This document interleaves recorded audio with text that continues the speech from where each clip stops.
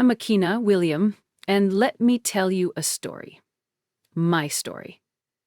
It's not the kind of story you find in romance novels or weekend TV dramas. It's a story about betrayal.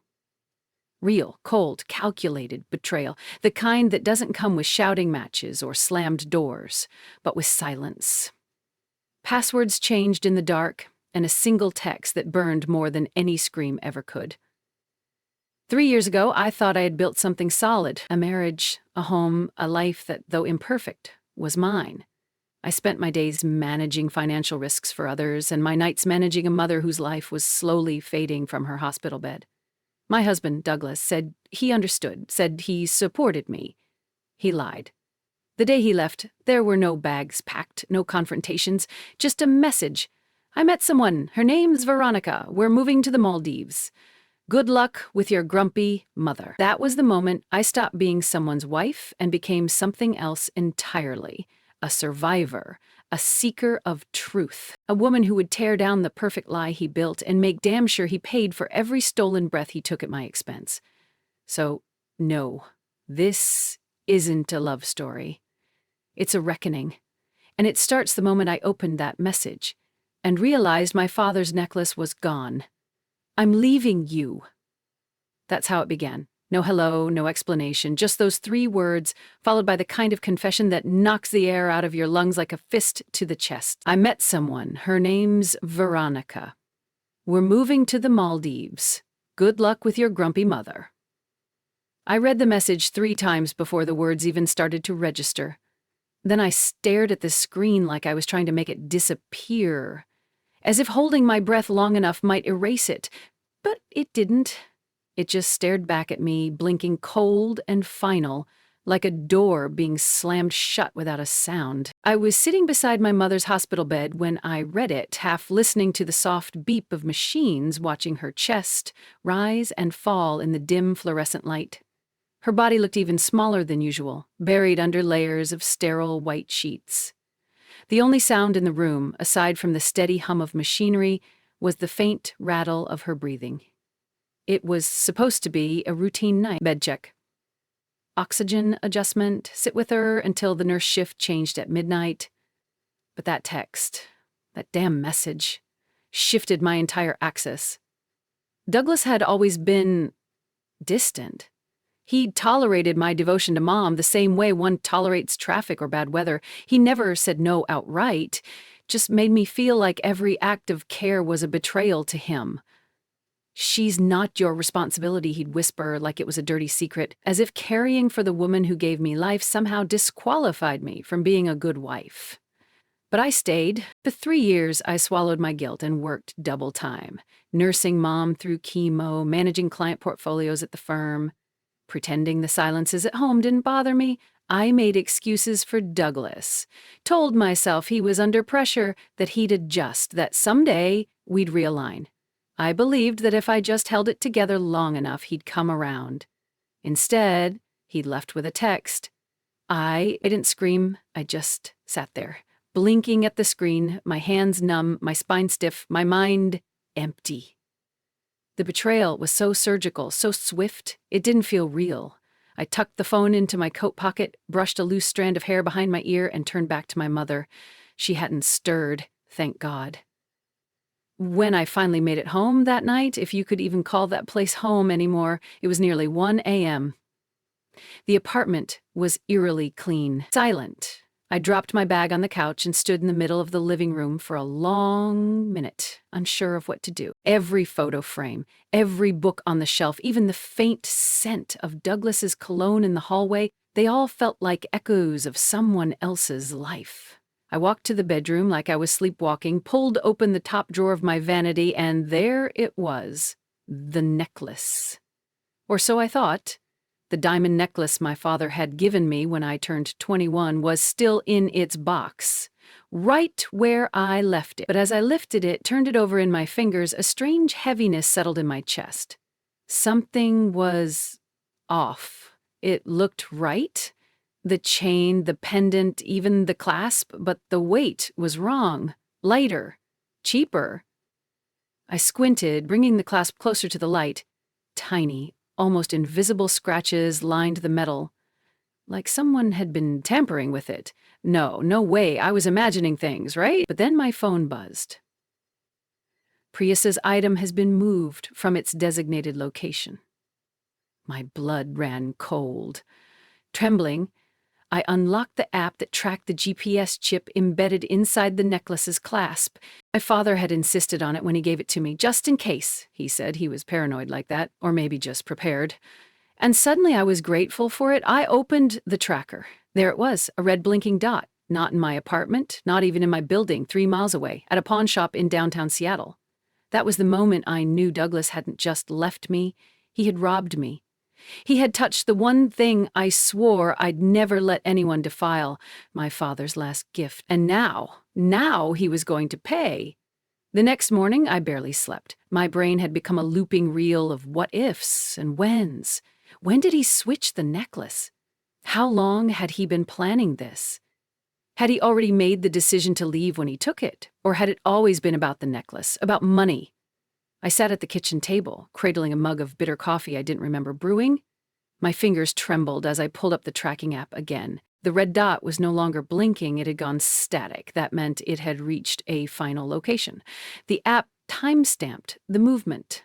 Douglas had taken the necklace sometime yesterday afternoon, just a few hours before he sent the message. Everything had been calculated. He hadn't left in a moment of passion or after a fight. He'd waited until I was gone, slipped into the bedroom, taken the necklace, replaced it with a cheap fake, and left like a ghost, like a coward. I needed answers. I needed to hear someone say it out loud, so I called the pawn shop. The line rang 3 times before someone answered. "Yeah, this is 7th and Main Pawn. What can I help you with?"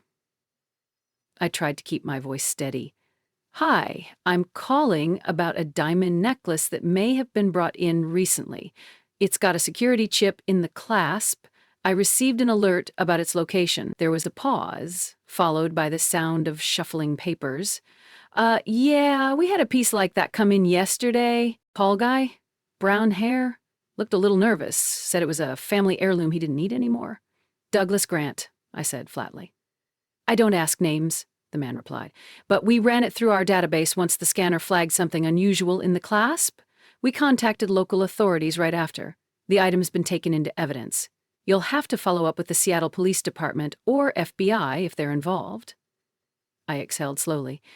"Thank you. That's helpful." I hung up and stared at the screen. So he had tried to get away clean. He really thought no one would notice, or maybe he just didn't care. Maybe he thought I wouldn't fight back, that I'd crumble and disappear the way I always used to. But I wasn't disappearing. Not this time. I spent the rest of the morning gathering anything I could use: bank statements, credit card records, screenshots of text messages. I dug through every email, every shared account, every receipt. The deeper I looked, the more I realized how much he'd taken. Not just the necklace, but the life we were supposed to build together. Slowly, piece by piece, Douglas had hollowed it out from the inside. I didn't cry. Not even when I found the final piece. A flight confirmation. CESE, one way. He had booked it 3 weeks ago. He had sat across from me at dinner, smiled at my jokes, touched my hand in public, all while plotting to vanish with my father's necklace and some woman named Veronica. The name itself sounded like a cliché. Veronica. I could picture her, young, wild, probably oblivious to the wreckage left behind. Or maybe not. Maybe she knew exactly who Douglas was, and she just didn't care. Either way, it didn't matter, because now I had something he didn't know about: the paper trail. And the rage to follow it. I made my first call to the FBI field office in Seattle just before noon. I expected to get brushed off. I didn't. As soon as I mentioned the security chip and the alert log from the pawn shop, the tone changed. The woman on the line transferred me to someone named Agent Ethan Chambers. He didn't waste time. "Bring in what you have," he said. "If it's what you say, we'll handle the rest." I could hear something in his voice. A crispness, Like this wasn't the first time he'd dealt with men like Douglas. By 2 p.m., I was sitting in a glass-walled interview room with a folder full of printouts and the fake necklace in my hand. Chambers studied every page, asked questions, took notes. When I told him about the chip my father had embedded years ago, his eyebrows lifted. "Smart man, your father." "Yeah," I whispered. "He knew people." Chambers sat back, eyes narrowing. "This isn't just a marital dispute. This could qualify as interstate theft. Possibly international if he moved the funds offshore." I nodded. "He did.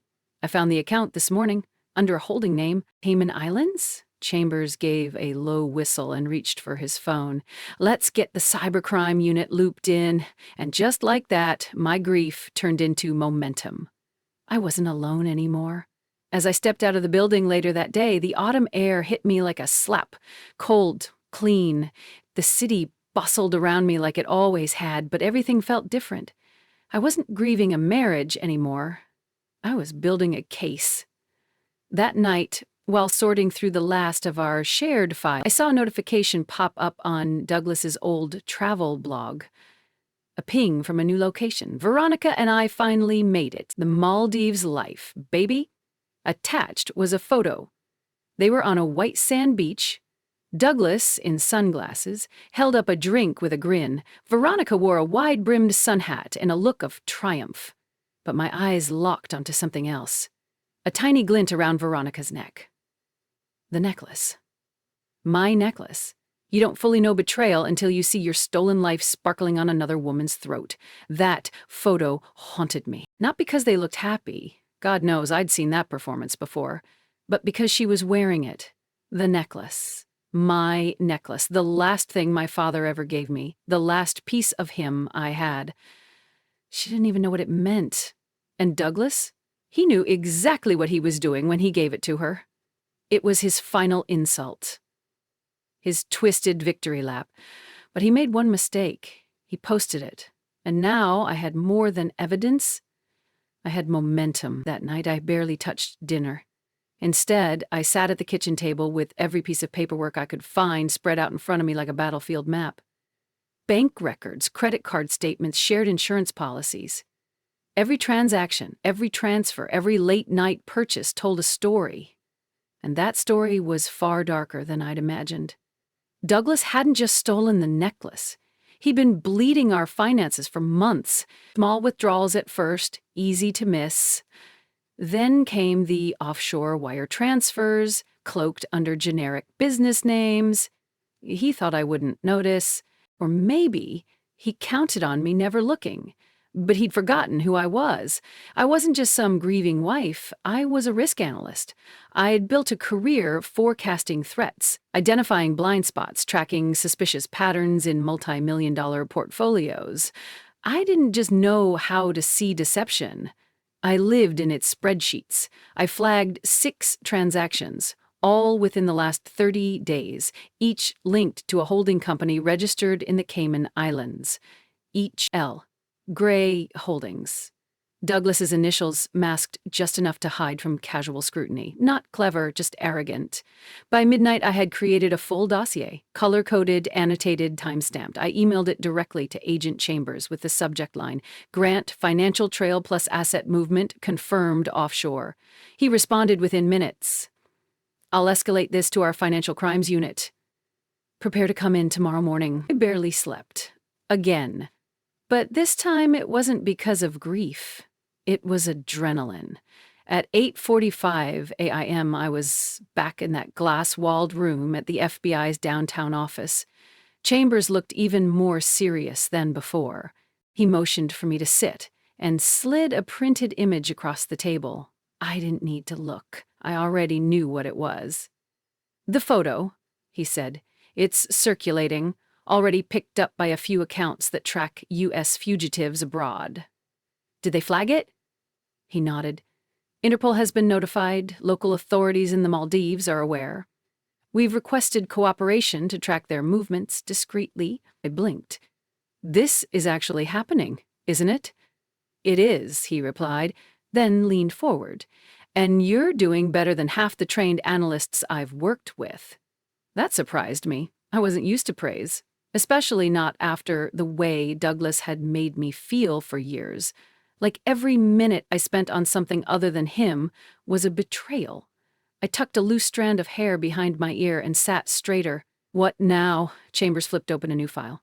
We believe the necklace was sold for cash and then funneled into that offshore account. That places it within the jurisdiction of international asset fraud. If we can prove intent, we've got him on federal charges. Not just theft. Conspiracy, wire fraud, possibly money laundering. And Veronica? She's not named on any of the accounts yet, but she may be complicit. Depends on what she knew and when. I clenched my jaw. She's wearing stolen property. Chambers gave a slight nod. And that matters, but we focus on the bigger fish first. I took a deep breath. He won't get away with this. No, he said calmly. He won't. Back home, the silence felt different. Empowering, almost. The apartment still smelled like him, his cologne clinging stubbornly to the hallway rug, his half-used shaving cream still tucked in the medicine cabinet. But instead of haunting me, those remnants now fueled me. I began boxing them up, evidence of a man who no longer held power here. Then I turned back to my laptop. Douglas's Instagram was still public, still cocky, still posting. Maldives paradise, one caption read. Couple goals. I scoffed. Couple goals. What a joke. Each post became a thread to pull. I tracked timestamps, geotags, store logos in the background of their photos. One boutique stood out. Maison Élysée, a high-end fashion store in Malais. I called them, pretending to be a bridal assistant. The woman on the other end was chatty. Yes, that American couple, they were here yesterday. He bought her a silver gown, paid cash, but they filled out a tourist loyalty form. I think the name was Veronica R. or something. So she was involved. Enough to accept stolen money. Enough to dress herself in my pain. But now they were traceable. I forwarded everything, the boutique's address, the store clerk's name, the time of the purchase, to Agent Chambers. Within an hour, he replied with a single line, "Good work. We've confirmed their current resort. Surveillance request in progress." It felt surreal. Just 72 hours ago, I was sitting in a hospital room watching my mother sleep, clutching a fake necklace with trembling hands. Now, I was feeding intel to federal agents in an active cross-border investigation. I wasn't just reacting anymore. I was hunting. With Douglas's location verified, the FBI escalated the case. Chambers told me they'd initiated contact with the Maldivian Ministry of Homeland Security and the local Economic Crimes Unit. The offshore account D.L. Gray Holdings had already been flagged for irregular deposits. And now, with the necklace's chip trace and boutique receipts, the evidence was becoming airtight. Still, it wasn't enough for me. I didn't want just a conviction on paper. I wanted the whole truth. And truth, I knew, had a paper trail, so I dug deeper. I remembered something, an old Dropbox folder Douglas used to store travel plans and personal files. I hadn't accessed it in years. It was linked to our shared email from when we first moved in together. My login still worked. Inside, I found everything. PDF scans of his passport, travel insurance, flight bookings, and something that made my skin crawl. A folder labeled Contingency Plans. It held spreadsheets, notes, a full inventory of items he planned to liquidate, including the necklace, marked with a bright red asterisk. High value, sentimental, possibly traceable, sell first, move funds immediately. I felt bile rise in my throat. He had listed my father's final gift as a liability, an obstacle to be offloaded. He hadn't just stolen it, he'd calculated its disposal down to the hour. I clicked on the next file. Scanned wire transfer form, $6,500, 0 cents, wired from Seattle to the Cayman account, dated 1 hour before the necklace hit the pawnshop system. Chambers had been right. It wasn't emotional, it was strategic. And I had proof. I met with Chambers again the next morning. We sat in a more formal meeting room this time. Long tables, sealed windows, a small recording device blinking red in the center. I laid out my findings, one file at a time. His gaze grew sharper with each page. "When you said he planned this," Chambers muttered, "I didn't realize you meant every move." I nodded slowly. "He built an exit strategy like he was quitting a job, not a marriage." Chambers tapped the tabletop. "With this, we can argue premeditated asset fraud. And we can issue an international freeze and formally request detainment." "Do it," I said. He looked up at me. "You understand that once we act, everything escalates. It won't just be him facing charges. Anyone connected to those funds? Veronica, for example, may face charges too." I paused. For a flicker of a second, I thought of her, not as the woman who wore my necklace, but as someone in over her head. Then I remembered her laughing in that photo, the necklace shining on her collarbone, and I let the flicker die. "I don't care," I said quietly. "She made her choice." Chambers nodded. "Then let's move." By that afternoon, the request had been sent to Maldivian authorities. Douglas Grant was now officially flagged. Immigration would be alerted, his movements tracked. If he tried to leave the resort or fly out, he'd be intercepted. It was only a matter of time now. That night, I sat on the floor of my bedroom with the fake necklace in my lap. I turned it over in my hands again and again as if I could erase the scratches, the hollowness. It wasn't just jewelry.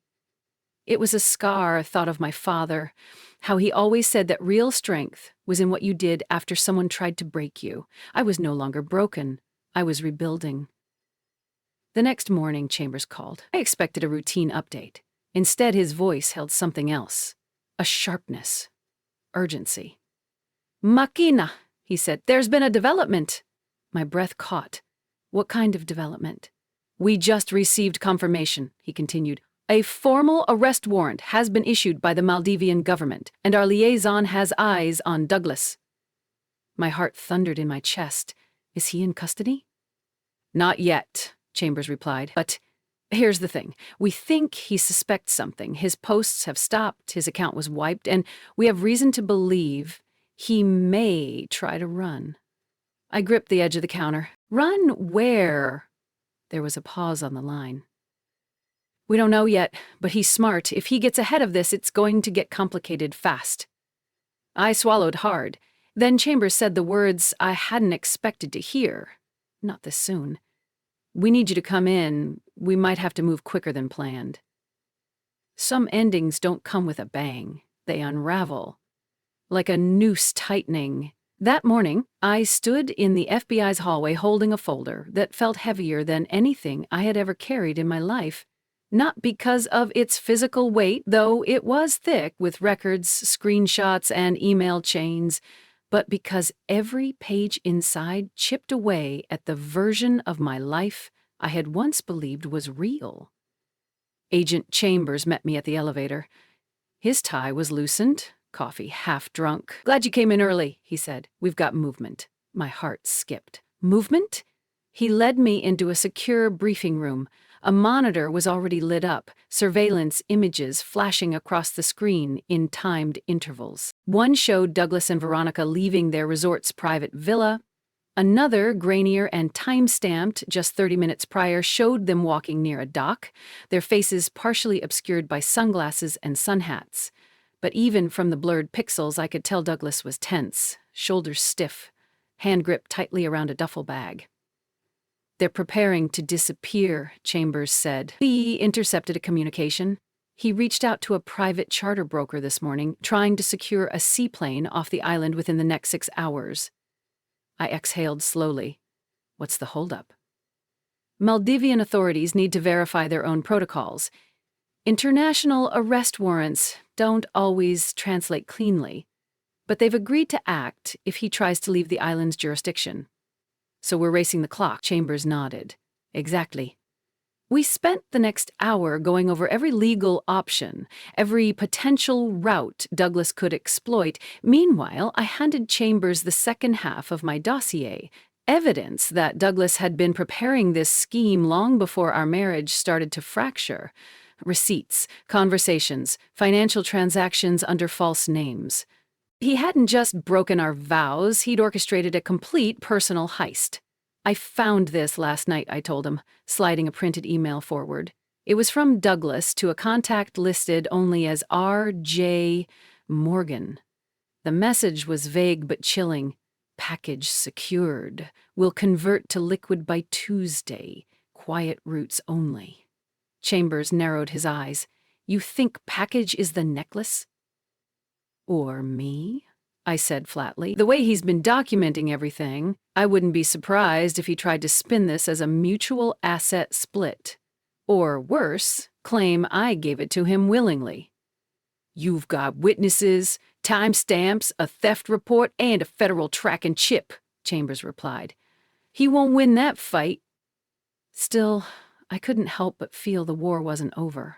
After the meeting, I returned home and sat on the edge of my bed, fingers interlaced, staring at the ghost of a life that no longer existed. It's strange how a place can betray you, not through action, but through memory. Every cushion, every lamp, every detail in that apartment had once felt like safety.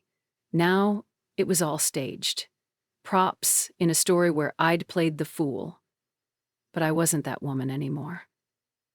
I opened my laptop and returned to Douglas's social media trail. His account was locked, all posts deleted, but I had saved everything. Screenshots, timestamps, geotags, and I wasn't alone anymore. I emailed the material to 2 investigative journalists who had previously covered financial fraud and offshore laundering schemes. Within an hour, one of them replied, "Are you willing to speak on the record?" I stared at the question. It wasn't just about exposure anymore, it was about narrative. For so long, Douglas had controlled the story, the charming husband, the professional investor, the guy who just needed to get away. Now I had the chance to take that story back. I typed 2 words, "I'm ready." By that evening, the first online piece had gone live. Man accused of defrauding wife, stealing inheritance, detained in Maldives, sources say FBI involved. The article didn't name me directly, but it didn't need to. The facts were loud enough. The backlash was instant. Comments, reposts, and threads filled with speculation. Some defended him, others tore him apart. But the important part was, the spotlight had shifted. Douglas wasn't hiding behind cocktails and sunsets anymore. He was being seen. At 9:42 p.m., Chambers called. He's trying to book a boat to another island. Is that illegal? It violates his resort confinement under current review. The authorities are moving in. I felt my chest tighten. Are they going to arrest him? Not yet, but they're watching. He's boxed in, Makina. If he makes one wrong move... A sharp beep interrupted the line. Chambers paused. I could hear muffled voices in the background. Someone saying something urgent. Hold on, he muttered. A few seconds passed, then he came back on, voice low and clipped. Scratch that. He's made the move. He's made the move. Those 4 words from Chambers landed like a steel bolt in my chest. I pressed the phone harder to my ear, my voice barely above a whisper. What did he do? He left the resort grounds. Unauthorized, Chambers said. Disguised. Used a service entrance and boarded a rental scooter to the other side of the island. We have a unit shadowing him now, but it's risky. If he slips onto a boat before formal detainment, he disappears, I finished for him. Chambers didn't respond. He didn't have to. For a split second, the room around me blurred. It wasn't in Seattle anymore. I was in that moment. Douglas, helmet on, gripping the handles of a stolen scooter. Sun setting behind him, rushing to escape the web tightening around him. I could see it, feel it. The man I'd once shared a bed with, now reduced to a fugitive scrambling for an exit. What about Veronica? I asked. She's still at the villa. No sign she's moving. She'll run too, I said, almost to myself. She doesn't have the spine for consequence. Chambers hesitated. You may be right, but right now all eyes are on him. My thoughts raced. There had to be something, some final push, a way to lock him in. Then I remembered the Dropbox folder. There had been more than just receipts and emails. There were phone backups, call logs, audio files. I pulled up the folder, scrolled fast through file numbers. Most were gibberish, auto-titled from his old phone. But one caught my eye. V_call_for min_edited MP3. My breath snagged. I clicked it. The recording crackled. Then a woman's voice filled the speakers. Breathy, casual. Veronica. You said she didn't even know it was missing yet. That she was still at the hospital. You're sure she won't notice? Douglas's voice came next, confident, smug. She never looks in that drawer, and even if she does, I already swapped it. By the time she figures it out, we'll be long gone. I paused the file, heart pounding. He had confessed. On tape. Premeditated theft. Proof he planned it before the breakup, with Veronica's full knowledge. I called Chambers back instantly. You need to hear this. I just found a voice recording. Douglas and Veronica discussing the necklace before he left me. You sure she knew? He says it. On record. A beat passed. Can you email it to me immediately? I did. Less than a minute later, he called again. This changes everything. The next few hours were a blur of calls, file transfers, cross-Benner legal coordination. The audio file was added to the case materials and forwarded to Maldivian authorities. According to Chambers, the recording tipped the scale. Not only was Douglas a thief, Veronica could now be considered an accomplice. It wasn't just about stolen jewelry anymore. It was criminal conspiracy. By late evening, I was back in the glass-walled FBI conference room. Chambers sat across from me, hands steepled, eyes sharp. Maldivian authorities have issued a local warrant for Douglas's arrest. Extradition will follow. They've located him near the South Dock. He's holed up at a rental shack, likely waiting for transport. Is he armed? I asked, though I wasn't sure why it mattered. No sign of that, Chambers said, but cornered men do stupid things. Will they move in? As soon as possible. We'll receive confirmation once he's in custody. The words should have made me feel triumphant, safe, avenged. Instead, I felt hollow. This was what justice looked like, wasn't it? Not a dramatic scene with shouting and tears, but a paper trail, an arrest form, a time-stamped detainment in a foreign country, quiet, clinical, efficient. And still, it wasn't enough. I wanted to look him in the eye. I wanted him to see that the woman he'd underestimated was the one who brought him down. The phone rang. Chambers answered, listened silently, then looked at me. It's done, he said. My breath caught. He's in custody, yes. I exhaled, the tension in my shoulders releasing for the first time in days. But then Chambers added, there's more. I blinked. What? He held up his phone, the screen displaying a still image, grainy, pulled from a security camera feed. Veronica. Walking away from the resort, alone, a suitcase in hand, sunglasses on, expression unreadable. Where's she going? We don't know yet, Chambers replied, but we have reason to believe she's not planning to stay.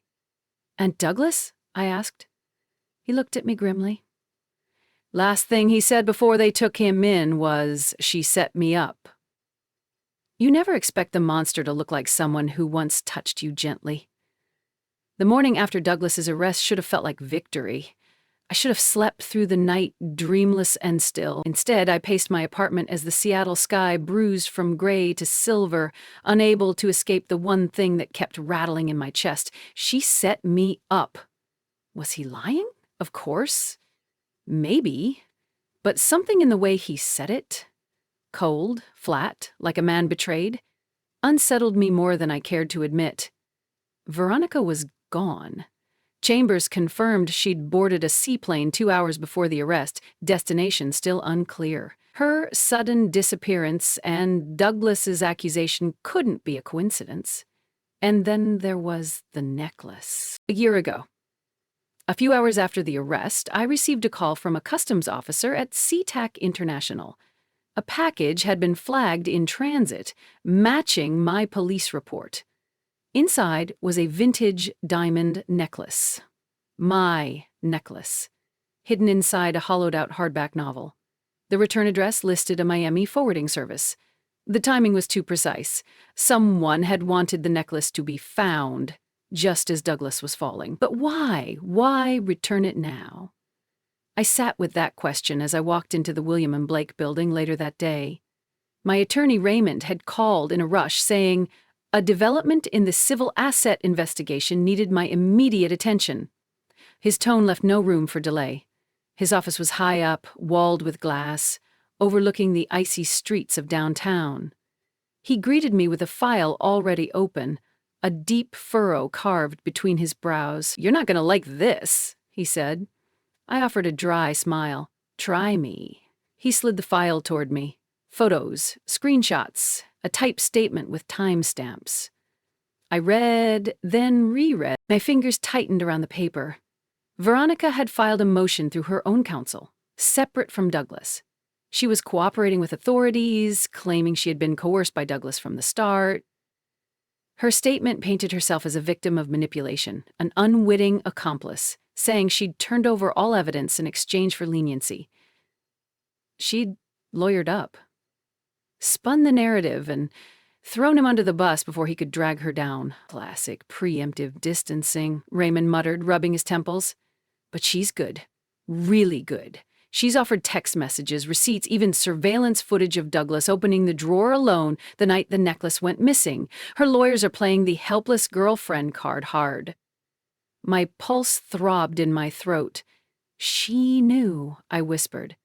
"She planned it. They both did." Raymond nodded, but right now the court sees her as the one who cooperated first. And you know how prosecutors work? They go easier on the one who flips. "She ran," I snapped. "How is that cooperation?" "She returned the necklace," he countered, "or at least arranged it. That goes a long way." I stood, jaw clenched. "She's rewriting the ending. She wants to walk away clean. Then you need to change the narrative first," Raymond said. I froze. He leaned forward, eyes steady. "Go public." I blinked. "Excuse me?" "We leak, just enough to get ahead of their version. A carefully placed interview, a journalist with reach. We tell your story, not with emotion, but with evidence. Let the court of public opinion set the tone before the grand jury ever convenes." The idea twisted something inside me. I'd spent months rebuilding my life in silence. I hadn't even told most friends what had happened. Now he was asking me to relive it. Out loud. In headlines. "I don't want to be a cautionary tale," I murmured. "You already are," he said softly. "The question is, who's telling it?" I looked out the window. Below, the world moved like nothing had changed. But everything had. I wasn't the same woman who got that text 6 months ago. I was colder, smarter, sharper. Maybe it was time the world saw her, too. Raymond slid another folder across the desk. Inside was a contact sheet for a journalist named Jessica Hale. Investigative reporter, Pulitzer finalist, known for exposing corporate fraud and high-profile cover-ups. "She's already been digging," Raymond said. "Reached out 3 times. She smells something bigger than a stolen necklace." "What do I say to her?" "The truth," he replied. "Your truth, with receipts." I agreed to meet Jessica Hale 2 days later, in a dimly lit cafe tucked between a pharmacy and a vintage vinyl shop in Capitol Hill. She chose the booth in the back, facing the entrance, her recorder already on the table, next to a notepad lined with scrawled shorthand. She looked nothing like I expected. No stiff blazer, no pretentious glasses, just a woman in her mid-40s with tired eyes and a calm, practiced voice that had clearly heard too many lies. "Before we start," she said, "you should know I don't write fluff." "I don't offer fluff," I replied. Her smile was almost imperceptible. I told her everything, or at least everything I could say without jeopardizing the ongoing investigation. I talked about the necklace, how it belonged to my mother, how it was one of the few things left after she passed. I told her about Douglas, about his charm, his betrayal, his lies, and Veronica, who smiled at my engagement party while helping him forge the papers that transferred assets into shell companies behind my back. Jessica listened like someone watching a live wire spark, but it wasn't until I mentioned the folder I found buried in my mother's locked vanity drawer that her pen froze. "A folder?" she asked. "With letters?" I said. "From a man named William Green, dated back to the early 90s. Her brow furrowed. "That name rings a bell. Hold on." She thumbed through a document sleeve, pulled out a clipped newspaper article. It was yellowed and creased, but the headline was unmistakable. "Seattle real estate mogul's mysterious disappearance still unsolved after 2 decades. I leaned in. There he was. Same name, same signature I'd seen on the letters. A man with salt and pepper hair, standing beside a younger version of my mother. "He vanished in 2001, Jessica said. "Rumored affair with a married woman. The case went cold. No body, no evidence." "My mother," I whispered. Jessica's eyes narrowed. "If your mother was involved with him, and then she suddenly cut ties with her family's inheritance around the same time." I felt it hit me like a wave. "What if I'm not Raymond Williams' daughter?" I murmured. The room felt too quiet, too tight. Jessica closed her notebook. "I think your story just got a second headline." We arranged for follow-up. I would provide copies of the letters, and she would dig into William Green's estate records, sealed depositions, and any remaining forensic details from the investigation. I left the cafe shaken, not because I feared exposure, but because, for the first time in years, I realized I might have been living a lie even before Douglas came along. The rot had started decades ago. That night, I pulled out one of the letters and reread the line I couldn't stop thinking about. "You always said our child deserved better than secrets. I hope one day you'll find the courage to tell her the truth." Was that child me? The next morning, my phone buzzed with a text from a number I didn't recognize. A Florida area code. "You're not done, McKenna.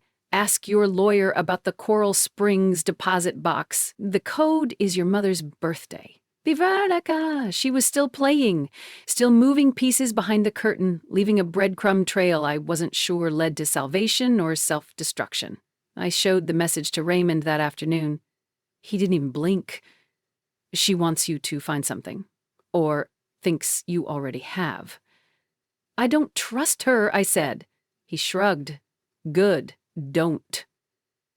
Still that night I found myself at my laptop looking up Coral Springs, Florida, a small town.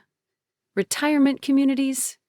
A single law firm listed under probate and estate holdings for William Green. I booked a flight for the next day. I needed to know if the woman who raised me was more than just a mother bound by silence, and if the man who left us nothing might have left me the one thing I never thought I'd get: the truth. Sometimes the only way to reclaim your life is to burn down the version they built for you. I landed in Coral Springs under a bleached Florida sun, the kind that made even regrets seem to shimmer. My hands were clammy around the rental car's steering wheel as I drove past gated communities and manicured lawns. This wasn't the place for buried truths, and yet here I was, chasing the ghost of a man I had never met, following a trail left by the woman who had betrayed me and the mother who had never told me who I really was. The law firm sat on a quiet street, lined with palm trees. White stucco, green awning, the name etched in gold. Morgan and Tate, Estates and Probate. Didn't know what I expected when I walked in. Dust, maybe? Cobwebs of forgotten intentions. What I found was clinical efficiency and a receptionist who didn't blink when I asked for access to deposit box 92, using March 16, 1964 as the unlock code. After scanning my ID and signature, she escorted me to a secure room. There, a black metal box sat on a velvet-lined tray. Heavy. Old. I opened it. Inside were 3 items. A manila folder labeled GCC in red ink. A worn photograph of my mother. Young, radiant, wrapped in the arms of a man with William Green's face. A cassette tape labeled in my mother's handwriting, "For her, when she's ready." I stared at the tape for a long time. I hadn't seen a cassette player in years, but the words clung to me. For her. Not for Makina, not even for my daughter, just her, like she couldn't bear to admit my name might not be mine. The hotel that night felt like a mausoleum. I found a dusty cassette player at a pawn shop off Federal Highway and paced the room as I pushed the play button. Her voice filled the air like incense, soft, deliberate, haunted. If you're hearing this, I'm gone, and I didn't say what I should have when I had the time. William was your father, not Raymond. I thought I was protecting you from the scandal, from the whispers, but in the end, I may have been protecting myself. I sat down. My knees wouldn't hold me. I didn't know Veronica would find out, or that she would weaponize the truth. She always envied you, envied the bond you had with Douglas. I thought cutting ties with William would end it all, but the past never dies, Makina. It waits. I wanted to scream, or maybe just sleep forever. You are never unwanted. Never. I need you to know that. The tape ended with the click of something that sounded final, like a chapter slamming shut, and for a moment, I thought I'd collapse from the weight of it all. But I didn't. Because this wasn't the end. This was the start of my stand. I flew back to Seattle the next day. Raymond picked me up from the airport, silent the whole ride home. He didn't ask questions. Maybe he already knew the answers. At home, I locked myself in my office. I pulled out every document I had collected, the forged transfers, the deed history of the necklace, the original letters from William Green, the audio file from the cassette, which I had digitized, and now, the will. Yes, the will, because inside that manila folder wasn't just old correspondence. It was a copy of William Green's final will and testament, handwritten, signed, and dated 5 months before his disappearance, and in it he named me. To my daughter, should she ever be known, I leave the shares I retained in Green and Whitmore Properties, and the entirety of my estate held in trust under the name Green Legacy Holdings. He hadn't just left me a name. He'd left me power, and I knew exactly what to do with it. The boardroom was colder than I remembered. Long walnut table, leatherback chairs arranged in a perfect semicircle, and at the head sat Douglas, flanked by Veronica and Edward. Cassidy arrived late, coffee in hand, feigning nonchalance like a woman who had never written the words, "You'll never be one of us," in a birthday card. The only empty seat was mine, until I walked in. Every pair of eyes flicked up, some startled, some calculating. I didn't greet them. I simply pulled out a folder and laid it on the table, with the kind of care a surgeon might show placing a scalpel before an operation. "Let's talk about William Green," I said. The silence in the room thickened. Cassidy choked on her coffee. Veronica's hand clenched so tightly around her pen I thought it might snap. Douglas didn't move. Only blinked slowly, like he had seen this coming all along. "I found the will," I continued. "His real will, not the one filed after his disappearance. This one was handwritten, witnessed, dated 5 months before the fire, and I had it verified by 2 separate legal teams." Edward tried to speak, but I cut him off. "I'm not here to argue. I'm here to claim what's mine." I handed out copies. Page 3. Clause 7, "To my daughter, should she ever be known," that's me. I watched their faces change.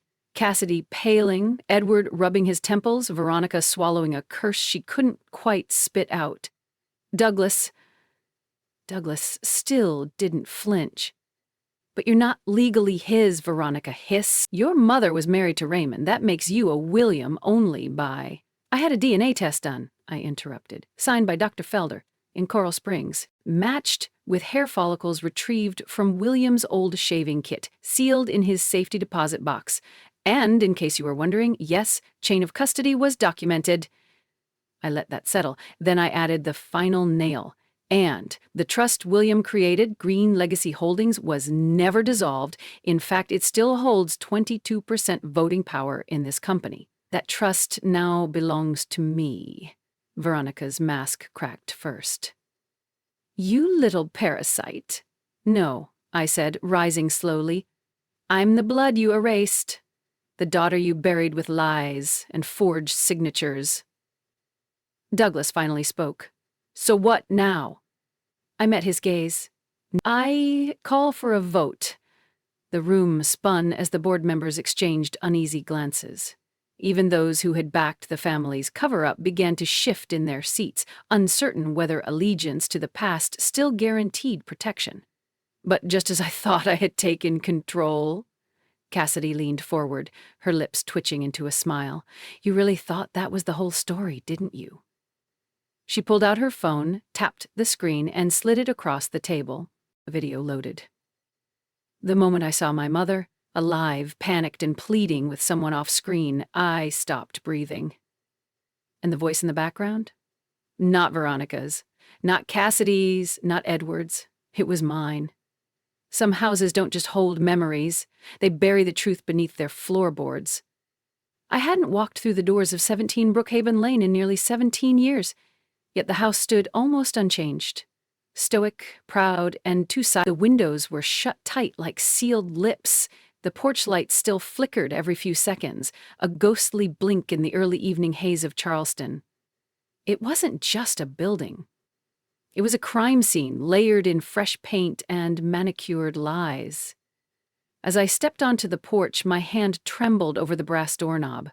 I still remembered the night I had been dragged out, screaming, sobbing, 14 years old, with no shoes and no idea why my entire world had turned against me. Now, I had the key. Not just to the house, but to the truth that had rotted inside it for decades. Inside, everything was staged too perfectly. Framed family photos hung along the hallway like propaganda, the polished staircase still curved like a question mark leading to unanswered years.